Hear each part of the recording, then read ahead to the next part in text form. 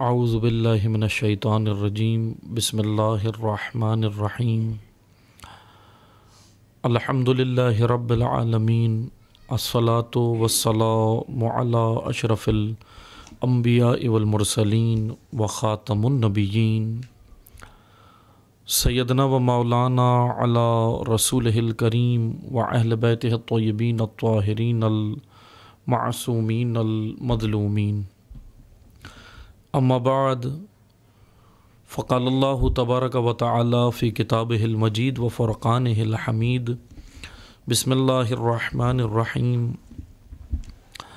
وَأَقِيمُوا الْوَزْنَ بِالْقِسْطِ وَلَا تُخْسِرُوا الْمِيزَانَ وَالْأَرْضَ وَوَضَعَهَا لِلْأَنَامِ فِيهَا فَاكِهَةٌ وَالنَّخْلُ ذَاتُ الْأَكْمَامِ وَالْحَبُّ ذُو الْعَصْفِ كَالرَّيْحَانِ فَبِأَيِّ آلَاءِ رَبِّكُمَا تُكَذِّبَانِ خلق الانسان من صلصال كالفخار وخلق الجان من معرج من النار فبأي آلاء ربكما تكذبان رب المشرقين ورب المغربين فبأي آلاء ربكما تكذبان مرج البحرين يلتقيان بينهما برزخ لا یبغیان فبأی آلاء ربکما تکذبان صدق اللہ العلی العظیم۔ محترم سامعین کرام، السلام علیکم ورحمۃ اللہ وبرکاتہ۔ موضوع گفتگو لطف الہی سے جو آپ کی خدمت میں بیان ہو رہا ہے، سورہ مبارکہ رحمان قرآن مجید کا 55واں سورہ ہے اور اس کا الحمدللہ آج 9واں لیکچر اور 9ویں نشست ہے۔ گزشتہ دروس میں ہم یہاں تک پہنچے تھے کہ وہ آیات کہ جو خداوند تبارک و تعالیٰ نے درختوں کے لیے اور کھجوروں کے درخت اور پھلوں کے لیے بارے میں جو درخت اور دیگر چیزیں جو نعمتیں اللہ تعالیٰ نے ذکر کی ہیں ان کے بارے میں خداوند تبارک و تعالیٰ نے بیان کیا کہ فیہا فاکہۃ والنخل ذات الاکمام، یعنی ہم یہاں تک پہنچے تھے کہ اللہ تعالیٰ کا فرمان ہے کہ یہ زمین والارض وضعها للانام کی یہ زمین اللہ تعالیٰ نے زمین کی جانب انسان کی توجہ کرائی، اور پھر اس کے بعد یعنی نباتات کے علوم کی جانب خداوند تبارک و تعالیٰ نے انسان کو غور و فکر کی دعوت دی ہے۔ یعنی فیہا فاکہۃ والنخل ذات الاکمام کے میوے ہیں، کھجور ہے اور اس کے اوپر غلاف چڑھے ہوئے ہیں طرح طرح کے درختوں پہ، پھلوں پہ، اور اس کی وضاحت ہم گزشتہ درس میں کر چکے ہیں۔ والحب ذو العصف كالريحان کے دانے ہیں، دانوں کے اندر کس طرح ہیں اور پھول پتے ہیں خداوند تبارک و تعالیٰ نے۔ بہرحال اس میں ہمیں دعوت فکر دی ہے خداوند تبارک و تعالیٰ نے۔ پورا قرآن ہی فکر کی دعوت دیتا ہے، غور کی دعوت دیتا ہے، لیکن خصوصاً سورہ مبارکہ رحمان کی جس میں متعدد نعمتیں، بے شمار نعمتیں جو خداوند تبارک و تعالیٰ کی ہیں اور جو شمارش میں انسان کے یا کسی بھی مخلوق کے کل کائنات کی شمارش میں جو نعمتیں نہیں آ سکتی، ان کا ذکر اللہ تعالیٰ نے سورہ رحمان میں بیان کیا ہے۔ آگے جو آیت انشاءاللہ آج ہم آپ کی خدمت میں بیان کریں گے، آیت 14 سے 14ویں آیت سے آگے پھر مطلب ایک اور شروع ہو رہا ہے۔ تمام نعمتوں کا ذکر خداوند تبارک و تعالیٰ نے کیا، اب نعمتیں دیگر اللہ تعالیٰ نے اس میں بیان کیا کہ خلق الانسان من صلصال کالفخار، کہ انسان کو کھنکھناتی مٹی صلصال سے ہم نے پیدا کیا، اور کالفخار یعنی اب یہاں پر فخار کا بھی ذکر ہے اور صلصال، یہ دو الفاظ ہیں، انشاءاللہ ہم اس کی وضاحت کریں گے، آپ نے توجہ سے سننا ہے کیونکہ خلقت انسان کا موضوع بہت ہی زیادہ ایک طویل اور مفصل موضوع ہے۔ یعنی خلقت انسان، شناخت انسان، مقصد شناخت انسان، یہ ایک ایسا موضوع ہے جو ہمارے یہ کہیں کہ ہمارے معاشرے کی اشد ضرورت بھی ہے اور ایک مفصل موضوع ہے، تفصیل کے ساتھ بیان ہونے والا۔ اس میں قرآن کریم نے بدن کی خلقت کے بارے میں انسان کے بہت کچھ بیان کیا ہے. اس سورہ میں بھی بیان کیا کہ خلق الانسان من صلصال کالفخار، اور سورہ دیگر یعنی سورہ مومنون میں بھی اللہ تعالیٰ نے خلقت بدن انسان کی بیان کی ہے کہ ہم نے کس طرح اس کو خلق کیا، اس کے اوپر گوشت کا لوتھڑا چڑھایا، اس کے اوپر چربی چڑھائی، اور کس طرح وہ ایک جنین اور نطفے سے وجود میں آتا ہے. بہرحال میڈیکل سائنس آج ریسرچ کر کے تحقیق کر کے یہاں تک پہنچی ہے، اور اس نے بہت کچھ اپنے طور پر بیان کیا ہے سائنس نے. لیکن یہ تمام علوم، جیسا میں بار بار آپ کی خدمت میں بیان کر رہا ہوں، عرض کر چکا ہوں، دیگر دروس میں بھی میں نے آپ کی خدمت میں عرض کیا تھا کہ یہ سائنس ہو یا دیگر علوم ہو، وہ سب علوم مرہون منت ہیں قرآن کریم کے، کیونکہ اسی سورے کی ابتدا میں ہی اللہ تعالیٰ نے علم القرآن خلقت انسان سے پہلے کہہ کر بتا دیا علم القرآن، کہ یعنی یہ وہ علم ہے کہ جو خلقت انسان سے پہلے موجود تھا، یعنی کلام اللہ، کلام الہی خلقت انسان سے بھی پہلے موجود تھا. یہ وہ علم اور وہ ہدایت کا سرچشمہ و ہدایت کا منبع ہے قرآن. اب قرآن کریم میں جو موضوعات خداوند تبارک و تعالیٰ نے بیان کی، اس میں سے ایک خلقت انسان، بدن کی خلقت کے بارے میں، اور مختلف آراء اور مختلف رائیں لوگوں نے قائم کی ہیں، مختلف نظریات پیش کیے ہیں کہ خلقت انسان کے بارے میں، کہ کس طرح یہ خلق ہوا، کائنات کس طرح خلق ہوئی، سب کچھ بہرحال بیان کیا ہے. لیکن قرآن وہ اصل حقیقی منبع ہے کہ جس سے ہم خلقت انسان، خلقت کائنات، خلقت نباتات، خلقت جاندار، یعنی جتنے بھی یہ علوم ہیں، جیولوجی ہو، ایسٹرونومی ہو، باٹنی ہو، دیگر یا انسان کی خلقت سے متعلق ہوں، جتنے بھی علوم ہیں ہم اس کو قرآن کریم سے سمجھ سکتے ہیں. بہرحال مختصر یہ کہ خلقت انسان میں اس آیت میں، کیونکہ ہم ابھی دیگر آیات کے جانب نہیں جاتے، کیونکہ اگر ہم دیگر آیات کی جانب جائیں گے یا دیگر روایات کی جانب جائیں گے تو پھر یہ ایک بہت ہی زیادہ تفصیل کے ساتھ پھر یہ موضوع چھڑ جائے گا خلقت انسان کا. میں بس مختصراً آپ کی خدمت میں بیان کرنا چاہوں گا کہ خلق الانسان، کیونکہ اسی آیت سے مربوط رہنے کے لیے یہ آیت نمبر 14 جو سورہ رحمان کی، اسی سے ہم انشاءاللہ مربوط رہنے کے لیے، کہ یعنی جو دو لفظ اللہ تعالیٰ نے خلقت بدن یا خلقت انسان کے بارے میں کہے، ہم اسی پر رہتے ہوئے آپ کی خدمت میں بیان کریں گے. پھر آگے بڑھیں گے کہ خلق الانسان من صلصال، صلصال کا لفظ دیگر سوروں میں بھی استعمال ہوا ہے، خداوند تبارک و تعالیٰ نے کیا ہے، اور یہاں بھی اس سورے میں بھی صلصال دراصل میں لفظ کی وضاحت کر دیتا ہوں.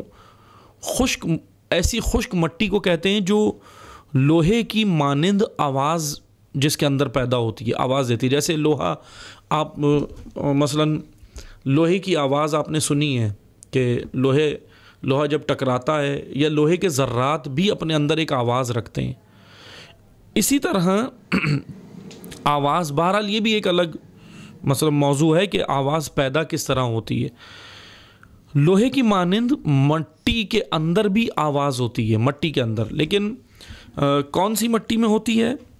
کھنکھناتی ہوئی، یعنی ایسی مٹی جو خشک مٹی نہ ہو، پہلے گیلی ہو جائے، پانی کے ساتھ مل جائے، پانی کے ساتھ مربوط و مشروط ہو کر پانی کے ساتھ ملنے کے بعد پھر وہ مٹی سوکھ جاتی ہے، اور پھر وہ سوکھی ہوئی مٹی جب آپ ہاتھ میں اٹھاتے ہیں اور جب اس کو اچھالیں، یعنی ایسے اچھالنے سے تو شاید آواز نہ آئے، اگر کسی برتن میں اس کو ڈالیں، 2 برتن لے لیں آپ، اور اس طرح مٹی کا، یعنی 2 گلاس لے لیں، جیسے ہم 2 گلاس کے اندر کوئی مشروب ڈال کر اس کو، گرم مشروب کو ٹھنڈا کرتے ہیں، اس طرح اگر گلاس کے اندر مٹی کو لے کر ہم اس طرح کریں کہ پہلے اس گلاس میں انڈیلیں، پھر دوسرے اس کو واپس انڈیلیں، تو اس کے اندر ایک ساؤنڈ پیدا ہوتا ہے، آواز پیدا ہوتی ہے.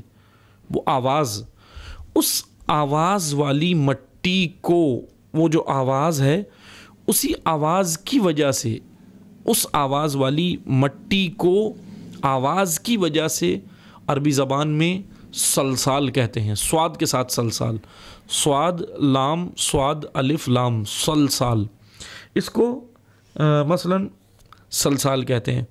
یا عرب لوگ وہ جو برتن میں پانی بچ جاتا تھا، برتن میں آخر میں پانی بچ جاتا ہے، اور پانی کو جب ادھر ادھر حرکت دیں، یعنی تھوڑا پانی ہو برتن کے اندر لیں اور آپ اس کو حرکت دیں. جب اس طرح پانی کو حرکت دیتے ہیں، ہلاتے ہیں، تو پانی برتن کے کناروں سے ٹکراتا ہے، کبھی دائیں جانب کبھی بائیں جانب اس طرح ٹکراتا ہے. تو وہ ٹکرانے کے بعد جو آواز پیدا کرتا ہے، اس آواز کو عربی زبان میں سلسلہ کہتے ہیں، صاد کے ساتھ سلسلہ. اب اسی سلسلہ سے لفظ سلسال ہے صاد کے ساتھ.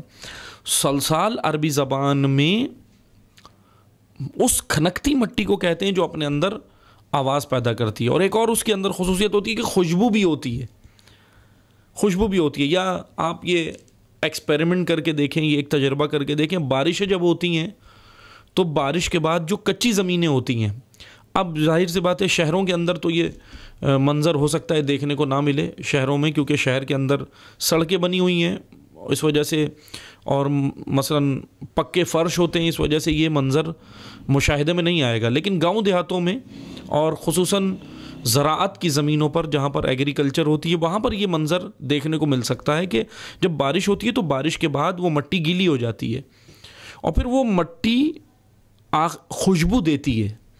بارش کے بعد وہ مٹی سے خوشبو اٹھتی ہے، اور وہ مٹی جب خشک ہو جاتی ہے تو پھر اپنے اندر آواز اس کی جو پیدا ہو جاتی ہے، اس آواز کی وجہ سے اس مٹی کو، خشک مٹی کو جو گیلی ہونے کے بعد خشک ہو جائے، پھر اس کو سلسال کہتے ہیں. خداوند تبارک و تعالی نے خلقت انسان کے لیے یہاں پر اس آیت میں یہ بیان کیا کہ ہم نے انسان کو سلسال، کھنکتی مٹی جو آواز دینے والی مٹی ہے، اس سے اس کا یہ بدن تخلیق کیا ہے، اس کا یہ بدن بنایا ہے. پھر اس کے بعد ایک اور جملہ ہے سلسال کل فخار، یعنی کھنکتی ہوئی مٹی سے مثل ٹھیکرے. ٹھیکرے عربی ٹھیکرے وہ مثلا اردو زبان میں استعمال ہوتا ہے یہ لفظ، لیکن خالص اردو میں ہوتا ہے، اس لیے عام اردو میں تو لوگ نہیں جانتے.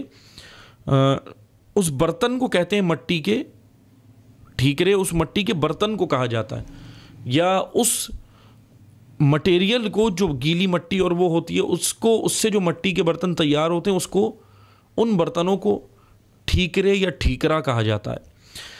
اگلا لفظ ہے فخار، من سلسال کل فخار، کہ اللہ تعالیٰ نے کہا کہ ہم نے انسان کو سلسال لن کل فخار، کہ ہم نے اس کو کھنکتی مٹی جو آواز دینے والی بھی ہے.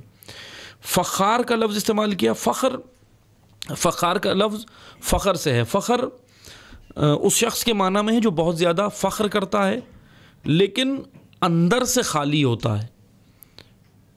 فخر مثلا نام بھی رکھا جاتا ہے نا، فخر بھی نام ہوتا ہے، افتخار بھی نام ہوتا ہے، لیکن بعض اوقات انسان ایسی چیزوں پر یا خود اندر سے بالکل خالی ہوتا ہے اور فخر کر رہا ہوتا ہے. خالی سے مراد یہ ہے کہ شخصیت بالکل خالی ہوتی ہے اور وہ فخر کرتا ہے، تو اس وجہ سے اسے فخار کہتے ہیں. یہاں پہ جو تشبیہ دی گئی ہے، کیونکہ یہاں پہ جو تشبیہ دی اللہ تعالیٰ نے خلقت انسان کی کہ انسان سلسال کل فخار، کہ کھنکتی ہوئی مٹی سے جس کے اندر آواز بھی ہے لیکن اندر سے خالی ہے، اس سے ہم نے اس کو پیدا کیا ہے. فخر آپ نے دیکھا ہے نا کہ بعض لوگ فخر کرتے ہیں، افتخار کرتے ہیں، فخر کر رہے ہوتے ہیں، لیکن خود شخصیت کچھ نہیں ہوتی، لیکن بس وہ بڑائیاں مارتے ہیں. یا جیسے ہم دیکھتے ہیں کہ ڈھینگے مارتے ہیں، بڑائیاں مارتے ہیں، جیسے کہتے ہیں کہ مثلا میرے فلاں یوں تھے، میرے وہ یوں تھے، میں یوں ہوں، میں نے یہ کیا، میں بہت زیادہ استعمال کرتے ہیں بعض لوگ، لیکن حقیقتاً وہ اندر سے خالی ہوتے ہیں. شخصیت وزنی سے مراد یہ ہے کہ جو ایسی شخصیت کہ جو کچھ ہوگی، جو باشعور ہو، جس کے اندر علم حقیقتاً ہو، یا جو بہت کچھ ہوگی جو شخصیت، یقیناً وہ اس طرح فخر نہیں کرتی، فخر و مباحات نہیں کرتی. فخر اس وجہ سے فخر وہ لوگ کرتے ہیں ہمیشہ، زیادہ تر ہم نے دیکھا ہے کہ جو خود خالی ہوتے ہیں بالکل. جیسے آپ نے دیکھا ہے نا کہ وہ ڈھول ہوتا ہے، ڈھول بجاتے ہیں، ڈھول اندر سے بالکل خالی ہوتا ہے، اور واقعاً اگر ڈھول اندر سے خالی نہ ہو تو بجے گا نہیں، آواز نہیں دے گا. اگر ڈھول کے اندر کچھ چیزیں آپ ڈال دیں تو وہ بجے گا نہیں. لیکن بعض لوگ اسی طرح ڈھول کی طرح ہوتے ہیں، اندر سے خالی ہوتے ہیں، آوازیں بہت نکالتے ہیں، یعنی فخر بہت کرتے ہیں. مباحات بہت کرتے ہیں، باتیں بہت کرتے ہیں، لیکن ہوتے کچھ بھی نہیں ہیں، شخصیت کچھ بھی نہیں بنائی ہوتی اپنی، لیکن باتیں ایسی ہوتی ہیں کہ جیسے مثلاً بہت کچھ ہیں. ایسے لوگوں کے لیے ایک لفظ استعمال کیا جاتا ہے کہ یہ فخار، فخر کر رہا ہے. فخر، کیونکہ فخر کے اور بھی معنی ہیں جو استعمال ہوتے ہیں. فخر نخرے کو بھی کہتے ہیں، نخرہ کرنا، کیونکہ خواتین کے اندر یہ ایک عادت ہوتی ہے نخرے کی، تو اس کی وجہ سے ان کے لیے بھی فخر کا جملہ استعمال کیا جاتا ہے. فخر کے بہرحال اور بھی متعدد معنی ہیں، لیکن یہاں پر جو خداوند تبارک و تعالیٰ نے فخار کا جملہ استعمال کیا، صلصال کل فخار، اس کا معنی یہ ہے کہ کھنکتی ہوئی مٹی جو آواز بھی دیتی ہے، کھنکتی ہے، شور کرتی ہے، ایسی مٹی سے ہم نے خلقت انسان کی ہے، انسان کو خلق کیا. عزیزان محترم توجہ سے سنیں، یہاں پر ایک اہم ترین موضوع یہ ہے خلقت انسان کے عنوان سے کہ خلقت انسان کا ذکر ہو رہا ہے. انسان ہم نے سمجھنا ہے، انسان بدن نہیں ہے، بدن انسان کی ضرورت ہے. بدن یہ باڈی، کیونکہ یہ عالم مادہ ہے، یہ عالم شہود ہے جس میں ابھی ہم رہ رہے ہیں. ہم نے عالم غیب یا عالم ملکوت یا دیگر عالم کی جانب یہاں سے جانا ہے، سفر کرنا ہے، کیونکہ یہاں رہنے تو نہیں آئے، ہمیشہ کے لیے جانا ہے. تو اس عالم میں منتقلی کے لیے کیا چیز جاتی ہے؟ منتقل کیا ہوتی ہے؟ انسان ہوتا ہے، بدن نہیں ہوتا. بدن کیا ہے؟ بدن ضرورت انسان ہے، بدن ضرورت انسان ہے. اس لیے خداوند تبارک و تعالیٰ نے روح کا بھی ذکر کیا قرآن کریم میں اور بدن کا بھی ذکر کیا. یعنی انسان کو دو وجود یہ عطا ہوئے ہیں، ایک وجود معنوی، ایک وجود مادی. وجود معنوی وہی روح و نفس ہے. اب روح و نفس دو الگ الگ چیزیں نہیں ہیں، ایک ہی ہے. بس بہرحال نفس کی حالتیں مختلف ہوتی ہیں، کبھی لوامہ ہوتا ہے، کبھی امارہ ہوتا ہے، کبھی مطمئنہ ہوتا ہے، کبھی مضطربہ ہوتا ہے. یہ حالت اور کیفیت ہے نفس کی. ورنہ نفس اس طرح نہیں ہے، ہمارے اندر اتنے سارے نفوس نہیں ہیں کہ چار نفس ہوں، بلکہ یہ حالت نفس کی ذکر کی گئی ہیں روایات میں. نفس و روح ایک ہی چیز ہے، لیکن یہ جو انسان ہے وہ روح ہے، اصل انسان روح ہے. بدن کیا ہے؟ بدن اس کی ضرورت ہے. اسی لیے جب ہم دیکھتے ہیں نا کہ قرآن کریم کا ایک اور مثلاً لفظ ہے یا ایک اور موضوع ہے جو بڑا خوبصورت ہے. خداوند تبارک و تعالیٰ نے جب بدن انسان کی خلقت کر دی تو اس کے لیے ایک جملہ استعمال کیا قرآن کریم میں. اللہ تعالیٰ نے کہا بدن کی خلقت کے بعد، انسان کی بدن کی خلقت کی، کس طرح اس کو ہم نے خلق کیا. ایک جنین سے کس طرح یہ ایک نطفے سے یہ جنین بنا، جنین سے کس طرح مراحل طے کرتا ہوا یہ متولد ہوا، طفلگی میں آیا، شیرخارگی میں آیا، طفلگی میں آیا، اس طرح چلتے چلتے یہ جوان ہوا، شباب کے عالم میں آیا، بوڑھا ہو گیا. یہ سارے تطورات بدن بیان ہو دیکھتے ہیں آپ کے تطورات بدن انسان کے اندر. اللہ تعالیٰ نے جب انسان کی بدن کی خلقت کر دی تو پھر قرآن میں ایک لفظ استعمال کیا کہ ہم نے اس کو سوی کیا. سوی، سین واؤ کے اوپر کھڑا زبر، سوی یا سوا. سوی عربی زبان میں کہتے ہیں کہ اب اس کے اندر یعنی پر ہو گیا، اب اس میں کوئی گنجائش باقی نہیں ہے. کس کے لیے اللہ تعالیٰ نے یہ جملہ استعمال کیا؟ خلقت بدن کے لیے، انسان کی خلقت بدن کے لیے، کہ ہم نے اس کو سوی کر دیا. سوی یا سوا، تسویہ کر دیا، یعنی تسویہ کر دیا خداوند تبارک و تعالیٰ نے. یعنی جیسا اس کے بدن کا مقام تھا، جیسا انسانی بدن کا اسٹرکچر تھا، جیسا اس کا بننا تھا، وہاں تک اس کو پہنچا دیا. اب یہ مزید اس بدن کے اندر کچھ نہیں ہونا، یعنی بدن اب مزید آگے نہیں ہوگا. یعنی بدن کی جو خلقت تھی خداوند تبارک و تعالی نے اس کے لیے ایک لفظ استعمال کیا، سوی. لیکن عزیزان محترم یاد رکھیں، بدن کے لیے تو لفظ سوی استعمال کیا خدا نے، لیکن روح کے لیے لفظ سوی استعمال نہیں کیا. یہ اس بات کی علامت ہے کہ خلقت انسان جو دو پہلو انسان کے وجود میں ہیں، ایک وجود معنوی اور ایک وجود مادی، اس میں وجود معنوی جو روح ہے، جو اصل انسان ہے، اس کے لیے خداوند تبارک و تعالیٰ نے سوی کا لفظ استعمال نہیں کیا، لیکن بدن کے لیے سوی کا لفظ استعمال کیا. تو اس کا کیا معنی ہوا کہ بدن کو، بس اس کا معنی یہ ہے کہ بدن کو انسان اس دنیا میں کچھ کرنے نہیں آیا، بنانے نہیں آیا، اللہ نے اس کو بنا دیا ہے، اس کو ڈھال دیا ہے، اور اب یہ خود پروان چڑھے گا، نشو و نما پائے گا، اور اپنے اس مراحل میں سے اس مرحلے تک پہنچ جائے گا جہاں تک اس کو پہنچنا تھا۔ لیکن روح جو ہے، روح، اس کو خداوند تبارک و تعالی نے سوی نہیں کیا، یہ کام انسان کے ذمہ دیا ہے۔ یعنی روح سے مراد نفس، روح سے مراد انسان۔ یعنی اب کرنا کیا ہے؟ اب کرنا یہ ہے کہ بدن تو ہمیں مل گیا، بدن تو جیسا خلق خدا نے کرنا تھا کر دیا اور ہمیں دے دیا، اب بدن کے اندر کوئی گنجائش نہیں ہے، لیکن روح خلق کر کے خداوند تبارک و تعالی نے ہمارے ذمے لگائی ہے، انسان کو اختیار دیا۔ انسان کی خلقت وہ الگ قانون پر ہے، یعنی دو قانون خداوند تبارک و تعالی کے اہل علم یا اہل عرفان عرفا بیان کرتے ہیں کہ ایک قانون جبری ہے یا اجباری ہے، ایک قانون اختیاری ہے۔ قانون جبری پر تمام مخلوقات کی خلقت ہے، جانوروں کی، کہکشانوں کی، سمندروں کی، سورج کی، تمام چیزوں کی خلقت خداوند تبارک و تعالی نے قانون اجباری پر کی۔ لیکن خلقت جن و انس، خلقت جن اور انسان اللہ نے قانون اجباری پر نہیں، قانون اختیاری پر کی ہے۔ یعنی خدا نے ہمیں اختیار دیا ہے، لیکن یہ اختیار دیا کیوں ہے؟ اب سوال یہ بنتا ہے، اب اس کا جواب یہ ہے کہ یہ جو اختیار دیا ہے وہ اس لیے دیا ہے کہ دیگر تمام مخلوقات اس عالم میں بن کر آئی ہیں۔ درخت اپنے وجود و ہستی کے اندر بن کر آئے ہیں جیسا انہوں نے بننا تھا، یا جس مقام تک پہنچنا تھا۔ درخت کو کوئی اختیار نہیں ہے کہ وہ اپنے اختیار سے کہیں پر پہنچے، اس کو جس سانچے اور ڈھانچے میں خداوند تبارک و تعالی نے ڈھالا ہے وہ اسی کے اندر جا کر پروان چڑھ کے اپنی حد آخر تک پہنچ جائے گا۔ جانور بھی اسی طرح خداوند تبارک و تعالی نے جس سانچے اور ڈھانچے میں خلقت کے ڈال دیا وہ اسی طرح پروان چڑھ کے اپنے حد آخر تک پہنچے گا۔ اسی طرح دیگر مخلوقات ہوں، چرند پرند ہوں، اسی طرح نباتات ہوں، حشرات ہوں، اسی طرح سمندر ہوں، کہکشانے ہوں، دریا ہوں، جتنے بھی نظام شمسی ہو، سورج ہو، کہکشانے ہو، جتنا بھی نظام الہی ہے کائنات میں، خداوند تبارک و تعالی نے ان کو جس سانچے اور ڈھانچے میں ڈالا وہ اپنے حد آخر تک پہنچ جائیں گے اسی قانون میں چلتے ہوئے۔ لیکن انسان جس سانچے میں ڈھالا گیا ہے اس میں اختیار اللہ نے اس کو دیا ہے۔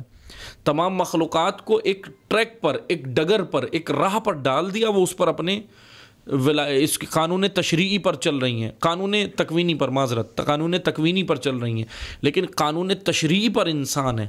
یعنی اب اس کو خداوند تبارک و تعالی نے یہ اختیار دیا ہے کہ اب یہ اپنے اختیار سے بنے گا۔ کیا بنے گا؟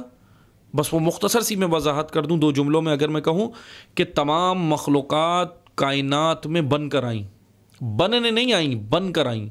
فقط ایک انسان ہے جو کائنات میں، اس عالم میں جس میں ابھی ہم بیٹھے ہیں، عالم شہود، عالم شہادت، عالم مادہ، اس عالم میں تمام مخلوقات بن کر آئیں، بننے نہیں آئیں۔ انسان وہ واحد مخلوق ہے اللہ کی جو اس عالم میں بن کر نہیں، بننے آیا ہے۔ اور کیا چیز ہے انسان؟ روح، نفس، بدن نہیں۔ بدن آپ دیکھیں، میں پیدا ہوا، آپ پیدا ہوئے، متولد ہوئے، ہم دنیا میں آئے، ہمارا چھوٹا سا بدن تھا، وہ خود ہی نشو و نما پایا، گروتھ کی اس بدن نے، اس کو وہ غذا ملتی رہی جو اس کے بدن کے لیے ضروری تھی، اور بدن خود بخود پروان چڑھتے ہوئے آج بڑا جسہ اور جسامت انسان کا، آدمی کا نظر آتا ہے۔ تو بدن کے لیے تو ہم نے کوئی خود محنت تو نہیں کی، اللہ نے جس سانچے میں ڈھالا اس میں یہ بن گیا۔ ایک چیز ہے روح، خداوند تبارک و تعالی نے اس طرح قانون رکھا کہ اس میں انسان کو خود محنت کرنی ہے۔ ہاں، روح کو خلق نہیں کرنا انسان نے، خالق فقط اللہ ہے، خلق کر کے دیا ہے، لیکن روح کو انسان نے بنانا ہے، خلق نہیں کرنا، اپنے آپ کو بنانا ہے۔ میں آپ کو ایک مثال دیتا ہوں تاکہ مطلب آسان ہو جائے۔ مثلا فرض کریں جیسے آپ دیکھتے ہیں کہ اسکول کے اندر چھوٹے بچے ہوتے ہیں مونٹیسری کے، چھوٹے بچے جو کے جی کے اندر ہوتے ہیں، کے جی کلاس میں ہوتے ہیں، مونٹیسری میں ہوتے ہیں، تو ٹیچر ان کو ڈائیگرام بنا کے دیتا ہے، تصویر بنا کے دیتا ہے۔ ٹیچر دیتے ہیں نا تصویر بنا کے، استاد تصویر بنا کے ٹیچر دیتا ہے، وہ ڈائیگرام بناتا ہے، وہ باؤنڈریز بناتا ہے، حدود بناتا ہے، اور بچے کو کہتا ہے کہ اس میں آپ نے رنگ بھرنا ہے. اس میں یعنی وہ چھوٹا بچہ جو KG اور مونٹیسری کا ہوتا ہے وہ کیا کرتا ہے؟ وہ کلر کرتا ہے، رنگ بھرتا ہے اس میں. اور حدود معین کی جاتی ہیں، حدود مقرر کی جاتی ہیں کہ ان حدود کے اندر کرنا ہے، حدود سے باہر نہیں جانا. اور بعض بچے واقعاً بڑے ایکسپرٹ ہوتے ہیں جو حدود کے اندر کرتے ہیں، لیکن بعض حدود سے باہر نکل جاتے ہیں، کلر کو مثلا اس طرح کر دیتے ہیں کہ باہر نکل جاتا ہے. اب مطلب کی جانب آئیں، یہ تو مثال ہے. خداوند تبارک و تعالی نے انسان کو روح اسی طرح دی ہے کہ اس کے اندر کوئی رنگ نہیں ہے، ایک ڈائیگرام کی صورت میں دی ہے. یہ جو میں انسان ہوں، یعنی انسان کو جو انسان عطا ہوا ہے، اصل جو انسان عطا ہوا وہ ایک ڈائیگرام کی صورت میں ہے. اب یہ ڈائیگرام ہمیں مل گئی ہے، اس میں رنگ نہیں ہے، کوئی کلر نہیں ہے.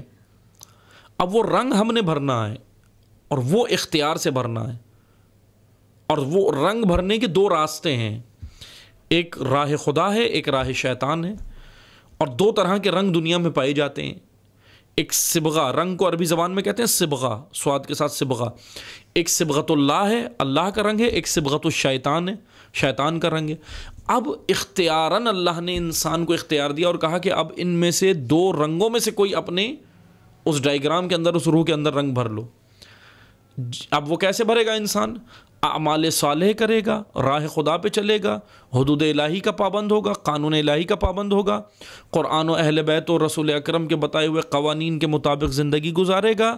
اس کا مطلب کہ یہ اپنی اس ڈائیگرام اور روح میں صبغۃ اللہ بھر رہا ہے، یعنی با تقوی زندگی، صبغۃ اللہ، اللہ کا رنگ اب یہ اس میں بھر رہا ہے. اور اگر راہ خدا سے نکل گیا باہر، حدود کراس کر دیں، راہ خدا پہ نہیں ہے، قانون الہی میں نہیں ہے، قانون الہی چھوڑا ہوا ہے، قانون الہی فراموش شدہ ہے، تو اس نے اپنے وجود میں، اس روح میں، اس ڈائیگرام میں صبغۃ الشیطان بھر رہا ہے، بھر لیا ہے. یعنی دونوں صبغہ، دونوں رنگ اس کائنات میں موجود ہیں، ایک عمل بد کی صورت میں، ایک عمل صالح کی صورت میں. یہاں اختیار انسان کو ہے، عمل صالح بنانے کا اختیار انسان کو نہیں ہے، روح کو بنانے کا، روح کو خلق کرنے کا اختیار انسان کو نہیں دیا. ڈائیگرام اللہ نے بنائی، یعنی خلق کر دی. ڈائیگرام بنانے سے مراد یہ کہ خلق کر دی. صرف اتنا اختیار ہے انسان کو کہ اس میں رنگ بھر لو. اسی رنگ بھرنے کے لیے اس دنیا میں آیا ہے. یہ کام ہے انسان کا، اصل کام یہ ہے. اب وہ رنگ بھرے گا کیسے؟ جیسے میں نے یہ آیت میں سورہ رحمان کی پہلی آیت میں، دوسری آیت میں ہم نے بیان کیا تھا علم القرآن، کہ یعنی ہدایت اللہ نے پہلے ہی انتظام کر دی. اچھا انسان یہ بھی نہیں کہہ سکتا کہ خداوند تبارک و تعالیٰ نے ہمیں تو بھیج دیا، اتنا مشکل کام تو دے دیا، لیکن میں کروں کیسے؟ خدا تو اتنا کریم، خدا تو اتنا رحیم ہے کہ انسان کی خلقت بعد میں کی، ہدایت پہلے خلق کی ہے. ہم نے آیت دوم میں سورہ رحمان کی پڑھا تھا نا، اسی سورہ کی آیت دوم میں پڑھا تھا کہ علم القرآن وخلق الانسان، یعنی خلقت بعد میں کی، ہدایت قرآن کی صورت میں پہلے سے موجود تھی. ہدایت کا انتظام خدا نے پہلے کیا، انسان کو بعد میں خلق کیا. اس کے لیے ہادی مقرر کیے، اس کے لیے رہنما مقرر کیے، اس کے لیے رہبران دین مقرر کیے. یہ سب ہادی ہیں. یہ ہمیں کیا کرنے آئے ہیں؟ یہ جتنے بھی ہادی ہیں، رہبران دین ہیں، ہدایت کے لیے آئے، انبیاء، ائمہ، اوصیاء، اولیاء، یہ کیوں آئے ہیں؟ ان کا اصل ہدف انسان کو صبغۃ اللہ کی راہ دکھانا اور صبغۃ اللہ کی راہ پر ڈھالنا، صبغۃ اللہ کی راہ پر چلانا ہے. انہوں نے ہمارے کام نہیں کرنے. یہ بھی یاد رکھیں، جیسے بعض کے ذہن میں تصور ہے کہ مولا علی علیہ السلام، رسول اللہ صلی اللہ علیہ وسلم اور دیگر ائمہ علیہ السلام اس لیے ہیں کہ ہم بس ان کا نام لیں، نعرے لگائیں، باتیں کریں، ان کے بارے میں بہت کچھ ہم کہہ لیں، سن لیں، پڑھ دیں، سب کچھ کر لیں، لیکن باقی سارے ہمارے کام وہ کر دیں. یعنی عمل وہ کریں، صعوبتیں وہ جھیلیں، مصیبتیں وہ جھیلیں، اسیری وہ برداشت کریں، شہادتیں وہ دیں، مصائب والی زندگی وہ گزاریں، اور میں کیا کروں؟ میں بس ان کا نام لوں تو یہی کافی ہے، اور پھر اس کے بعد میری چھٹی ہو جائے. اس طرح نہیں ہے. اللہ تعالیٰ نے عزیزان محترم ان کو ہمارے لیے اسوہ اور رول ماڈل بنایا ہے. ائمہ کو، انبیاء کو ہمارے لیے اسوہ اور رول ماڈل بنایا ہے. یعنی انہوں نے جیسی زندگی گزاری ان کی پوری زندگی صبغت اللہ پہ ہے. نبی و آل نبی، نبی و آل رسول، رسول و آل رسول کی پوری زندگی صبغت اللہ، رنگ خدا میں ڈھلی ہوئی ہے. اب وہ ہمارے لیے رول ماڈل ہیں، نمونہ عمل ہیں. ان کو دیکھ کر اپنی زندگی کو ایسا تم نے بنانا ہے. آپ نے دیکھا نا ٹیچر بعض اوقات پھر جب بچے بڑے ہوتے ہیں تو کیا کرتے ہیں ٹیچرز، بورڈ کے اوپر، اس کلاس روم کے اندر بورڈ کے اوپر تصویر بناتے ہیں، ڈائیگرام، اور کہتے ہیں کہ اس بورڈ پر دیکھ کر آپ خود اپنی کاپی میں بچوں کو کہتے ہیں کہ تصویر بناؤ. اب جب یہ بڑا ہو رہا ہے، آہستہ آہستہ بڑا ہو رہا ہے، تو ٹیچر اس کو ڈائیگرام بنا کے نہیں دے گا. اب ٹیچر کہے گا کہ اب آپ نے جو جیسی میں نے بنائی ہے ڈائیگرام نا، اس کو دیکھ کر آپ اس تصویر کو بناؤ، اس ڈائیگرام کو بناؤ.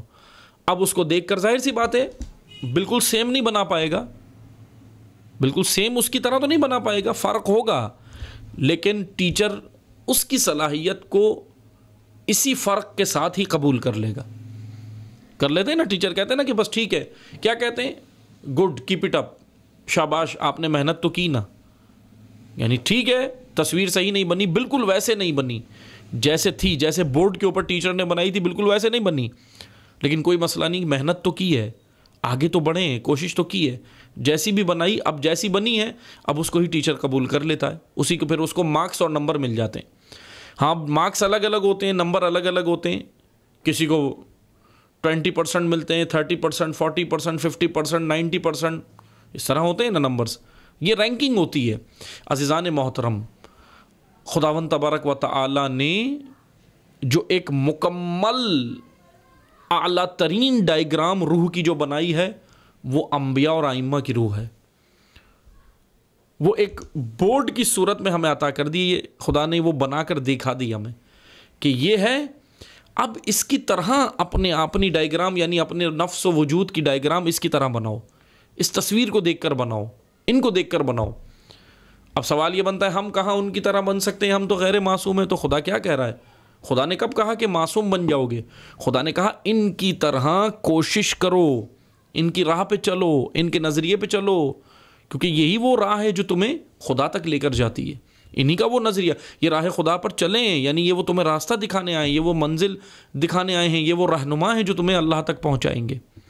اب اس پر چلو، ان کو دیکھو. یہ ان کی ڈائیگرام، یعنی نفس رسول، وجود رسول، نفس علی، وجود علی، اس کو آپ دیکھ لو کہ یہ کس طرح اللہ تعالیٰ نے بنایا ہے. کیسا کامل وجود رسول اللہ صلی اللہ علیہ وآلہ وسلم کا. اب اس کو دیکھ کر اپنے آپ کو بناؤ. لَقَدْ كَانَ لَكُمْ فِي رَسُولِ اللَّهِ أُسْوَةٌ حَسَنَةٌ. سورہ احزاب کی آیت کہہ رہی ہے نا کہ رسول اللہ صلی اللہ علیہ وآلہ وسلم ہمارے لیے نمونہ عمل ہیں، اسوہ ہیں، نمونہ عمل ہیں. اسوہ سے مراد یہی ہے کہ اب ان کی طرح دیکھ کے اپنے آپ کو بناؤ. ان کا اٹھنا بیٹھنا، کھانا پینا، ان کی تہذیب، ان کا تمدن، ان کی سیاست، ان کی عبادت، ان کے لین دین، ان کے روابط، ان کے مراسم، ان کی زندگی میں قانون الہی، وہ سب دیکھ کر اپناؤ. یہ تم اپنی روح کی تعمیر کر رہے ہو، بنا رہے ہو. روح کی یہ عمارت انسان نے بنانی ہے. مٹیریل خدا نے دیا ہے، عمارت خود بنانی ہے. عمارت کے لیے مٹیریل چاہیے ہوتا ہے نا، سیمنٹ چاہیے، بجری چاہیے، بلاک چاہیے، کنکریٹ چاہیے، پانی چاہیے، ساری چیزیں چاہیے. پھر جا کر مستری آ کر عمارت کھڑی کرتا ہے، بلڈنگ بناتا ہے، مزدور آ کر بلڈنگ بناتے ہیں. خداوند تبارک و تعالی نے مٹیریل دے دیا. اس مٹیریل کا نام ہے ہدایت. ہدایت وہ قرآن کی صورت میں بھی موجود ہے، کلام رسول کی صورت میں، کلام اہل بیت کی صورت میں موجود ہے. یہ سب مٹیریل ہے. وجود انسان کی عمارت کا، روح کی عمارت کی تعمیر کے لیے جو مٹیریل ضروری ہے وہ اللہ نے فراہم کر دیا ہے، یعنی قرآن اور کلام رسول اور کلام اہل بیت. اب اس کے مطابق اس مٹیریل کو لے لو. اب جنہوں نے جو باتیں کر رہے ہیں، وہ جو کلام کہہ رہے ہیں، وہ تمہاری نفس اور روح کا مٹیریل ہے. اب اس مٹیریل کو اپنے وجود پہ لگاتے جاؤ، عمارت تعمیر ہو جائے گی. پھر کیا ہوگا؟ روز محشر پھر یہ عمارت، یہ تصویر کھل کے سامنے آ جائے گی کہ کیا بنائی. صبغت اللہ کتنا بھرا، صبغت الشیطان کتنا بھرا. وہاں جا کر یہ تصویر آپ کو نظر آ جائے گی. یہاں بھی پتہ چل جاتا ہے، خود اپنے آپ کو پتہ چل جاتا ہے کہ ابھی تک میں نے اپنے آپ کو کیا بنایا ہے، لیکن خود پتہ ہوتا ہے، دوسرے کو نہیں پتہ۔ میں نے اپنی یہ ڈائیگرام، یہ روح، یہ وجود کی عمارت میں نے کتنی بنائی آپ نہیں جانتے، میں جانتا ہوں میں ابھی تک کہاں پہنچا۔ آپ نے کتنی بنائی میں نہیں جانتا، لیکن آپ جانتے ہیں کہ آپ کہاں پہ پہنچے ہیں اس کو بنا کر۔ بس وہ روز محشر، وہ روز میعاد کہ جس دن پردے ہٹ جائیں گے، جس دن ہماری سیرتیں عیاں ہو جائیں گی، جو ہم کرتے تھے، جو ہم سوچتے تھے، جو ہم تعمیر کر رہے تھے، جو میں نے ابھی اندر وجود میں ڈال دیا۔ روح کے اندر میں کیا ڈال رہا ہوں آپ کو نہیں پتہ، آپ اپنی روح میں کیا ڈال رہے ہیں مجھے نہیں پتہ، لیکن روز محشر وہ پردے ہٹ جائیں گے، قرآن کہہ رہا ہے۔ اور پھر اس دن یہ تصویر عیاں ہو جائے گی کہ یہ روح کی تصویر یہ بنائی تھی، فلاں نے یہ بنائی تھی، فلاں نے یہ بنائی تھی، فلاں نے یہ بنائی تھی۔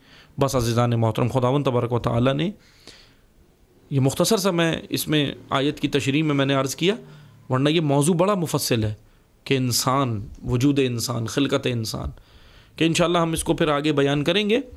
یہ آیت نمبر 14 تھی کہ خلق الانسان من صلصال کالفخار، کہ ہم نے کھنکتی مٹی سے ٹھیکرے والی، کھنکتی ٹھیکرے والی، بجتی ہوئی آواز والی مٹی سے اس کو انسان کو پیدا کیا۔ وَخَلَقَ الْجَانَّ مِن مَّعْرِجٍ مِّنَ النَّارِ، اور جنات کو پیدا کیا آگ کے شعلوں سے، یعنی جن کی خلقت آگ سے ہوئی ہے جنات کی، اور انسان کی کھنکھناتی مٹی سے، صلصال سے۔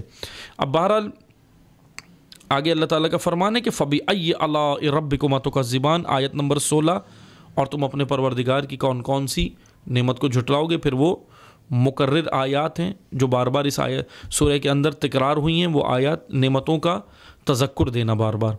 باقی انشاءاللہ پھر ہم آج آیت نمبر 16 تک آپ کی خدمت میں بیان کیا ہے، باقی 17ویں آیت سے انشاءاللہ اگلے درس میں بتوفیق الہی اگلے درس میں بیان کریں گے انشاءاللہ۔